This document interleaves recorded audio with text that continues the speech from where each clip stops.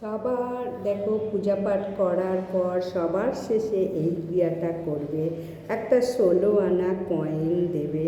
16 আনা কয়েন মহাদেবের মাথায় চড়িয়ে বলবে, 16 আনা মনস্কামনা পূর্ণ করো। হর হর মহাদেব, 16 আনা মনস্কামনা পূর্ণ করো। জয় বাবা তারকনাথ, সকলের 16 আনা মনস্কামনা পূর্ণ করো। বেশি না, 16 আনার একটা কয়েন দেবে।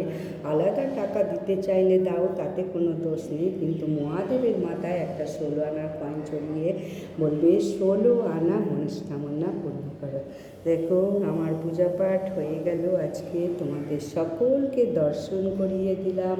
রুদ্রাক্ষের মালা, শামুক পাতা, আবার হাতের তৈরি এই দেখো ফুলের মালা, কি সুন্দর অপূর্ব লাগছে না? এবং মহাদেবের মাথা এখনও গরম আছে, তাই দেখো মাথায় জল আছে।